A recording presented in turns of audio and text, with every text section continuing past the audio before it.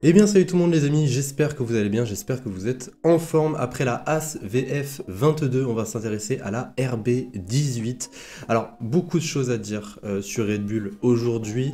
Il faut que vous sachiez déjà deux choses. La première chose c'est que je tourne cette vidéo, bon là il est 15h30, voilà, et le reveal va arriver officiellement via un live YouTube à 16h45. Du coup, je me suis dit, pourquoi pas prendre de l'avance, vous dire tout ce que je sais sur la future Red Bull et ensuite regarder la livrée ensemble. Donc pour vous, ça ne change rien, la livrée arrivera à la fin de cette vidéo, mais en tout cas, voilà, je tenais juste à le signaler. Et la seconde chose, si vous aimez mes vidéos, n'hésitez surtout pas à vous abonner et à laisser un petit like, bien évidemment, si vous avez aimé.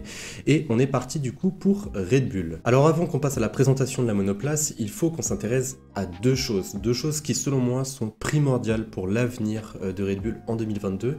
Déjà, la première chose, c'est la monoplace, le moteur, précisément, et la seconde chose, ce sont les pilotes. Alors déjà, par rapport à la monoplace, il y a eu des mauvaises nouvelles, de très très bonnes nouvelles après cette fin de saison 2021. Concernant les mauvaises nouvelles, déjà, il y a eu quelques petites informations comme quoi Red Bull avait échoué leur crash test, bon, ça a été démenti par la suite, je crois d'ailleurs par Christian Horner.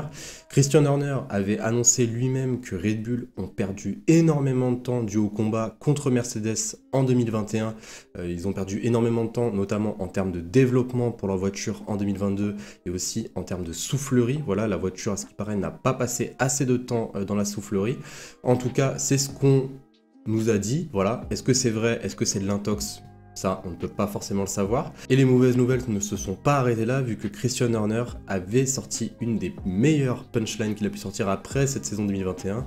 Il avait dit que si, pendant la première course, Ferrari était plus fort qu'eux ou les surclassait, c'est que Red Bull avait vraiment fait quelque chose de mal avec cette RB18 ou même qu'ils avaient mal géré cette nouvelle réglementation. Donc voilà par rapport aux mauvaises nouvelles. On va maintenant directement passer aux bonnes nouvelles parce qu'il y en a eu quand même une qui est juste énorme pour l'avenir de Red Bull. Si vous ne le savez pas, en octobre 2020, Red Bull annonçait, ou plutôt Honda qui est le motoriste de Red Bull, annonçait la fin de leur partenariat avec Red Bull. Eh bien, après multes conversations pour essayer de trouver une solution, Red Bull qui voulait faire leur propre moteur, racheter les plans de la part de Honda et tout ça, eh bien Honda et Red Bull, après le sacre de Max Verstappen en 2021, sont parvenus à un accord jusqu'en 2026. Donc Honda sera bien aux côtés de Red Bull jusqu'en 2026, ça enlève une énorme épine du pied à Red Bull qui ne doit plus maintenant s'occuper de leur moteur eux-mêmes. Et en plus, le moteur Honda n'est pas forcément si dégueulasse que ça, on a pu le voir en 2021, c'est un très bon moteur. Donc voilà par rapport à la monoplace. Alors avant de passer maintenant au reveal de cette RB18, on va un petit peu plus quand même s'intéresser aux pilotes. Alors déjà au niveau de Sergio Pérez, personnellement je ne me pose pas forcément beaucoup trop de questions concernant Sergio Pérez. Si je vous donne mon avis en toute honnêteté, je pense que Sergio Pérez sera toujours derrière Max Verstappen. Là, selon moi, il n'y a pas forcément de soucis à se faire. Cette RB18 est bâtie pour Max Verstappen. Après, je pense qu'il fera une meilleure saison qu'en 2021. Voilà, en 2021, c'était pas forcément une mauvaise saison. À l'image de Sébastien Vettel chez Aston Martin, sa première saison avec une nouvelle écurie était très correcte. Selon moi, voilà, une victoire, des podiums. Donc franchement, il n'y a pas forcément beaucoup de questions à se poser concernant Sergio Pérez. Ça restera pour moi le lieutenant de Max Verstappen en piste. Et puis voilà. Après, au niveau de Max Verstappen, je vois deux cas de figure. Vous savez, maintenant, il est champion du monde. Quand on est champion du monde, on gagne une certaine maturité et on devient peut-être un petit peu plus laxiste aussi sur certaines choses. Max Verstappen, c'est un compétiteur, ça a pu se voir. Voilà, pendant toute la saison 2021, il a été pointé du doigt comme étant beaucoup trop agressif et par moments c'était certes à juste titre, mais là pour le coup je vois deux cas de figure. Déjà le premier cas de figure, je le vois beaucoup plus mature, je le vois beaucoup plus libéré, Max Verstappen, je le vois faire beaucoup moins d'erreurs, notamment en termes d'agressivité. Après voilà, si la voiture est performante, je le vois faire de très bons résultats et pourquoi pas même réussir à défendre son titre de champion du monde. Donc après le deuxième cas de figure qu'on peut se poser, c'est qu'il fasse vraiment une saison qui ne soit pas forcément à la hauteur de celle qu'il a faite en 2021. Je m'explique, si la voiture n'est pas performante, ça va être très compliqué pour lui, et en plus il sort d'une saison 2021 haute et forte en émotion, il n'avait pas forcément l'habitude de ça dans sa carrière, et du coup peut-être qu'il va arriver en 2022 assez fatigué pas forcément seulement physiquement, mais aussi psychologiquement, se battre contre Lewis Hamilton et surtout battre Lewis Hamilton. On a pu notamment voir par le passé avec par exemple Nico Rosberg que c'était pas forcément ultra facile et que même psychologiquement tu prends vraiment sur toi. Donc voilà.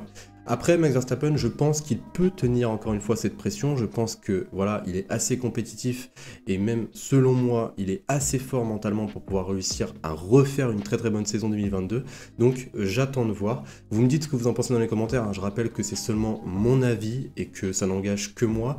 Après voilà, pour moi ce sont les deux cas de figure concernant Max Verstappen. Bon les amis, maintenant on va s'intéresser à ce que je pense vous attendez le plus, bien évidemment la livrée. Alors je viens juste à faire une précision sur ce que je viens de vous dire juste avant sur la monoplace et les pilotes. Ce sont des informations à prendre avec des pincettes. Voilà, encore une fois, une nouvelle réglementation est en cours et on n'a pas encore forcément beaucoup d'idées sur les réelles performances des monoplaces.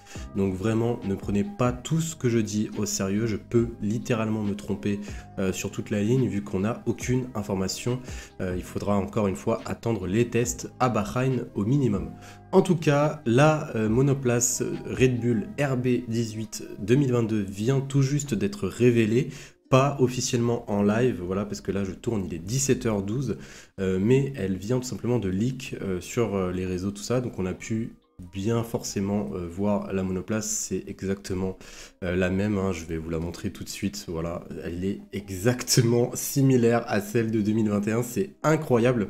Déjà, maintenant je comprends en fait pourquoi les écuries, pourquoi certaines écuries présentent leur monoplace avant les autres, parce qu'il n'y a pas forcément de changement. La Haas, il n'y avait aucun changement, et là la Red Bull, et il n'y a tout simplement aucun changement, mais attention, breaking news, ça on a pu le voir et surtout le constater dans le live. Oracle, vous savez le sponsor que vous pouvez voir juste ici, devient officiellement le sponsor titre de Red Bull. Donc voilà, avant c'était marqué Honda à cet emplacement. Donc Oracle devient officiellement le sponsor titre de la Red Bull.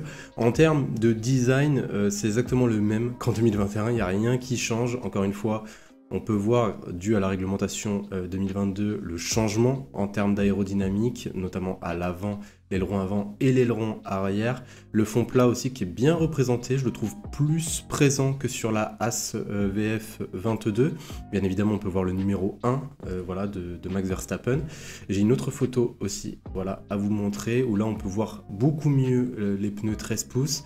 Donc voilà les amis, par rapport à cette monoplace RB18, vous me dites ce que vous en pensez comme d'habitude les amis dans les commentaires et on se retrouve demain pour une nouvelle présentation de monoplace. Sur ce, prenez soin de vous, je vous souhaite une excellente journée, une excellente soirée comme d'habitude et je vous dis à la prochaine. Salut tout le monde.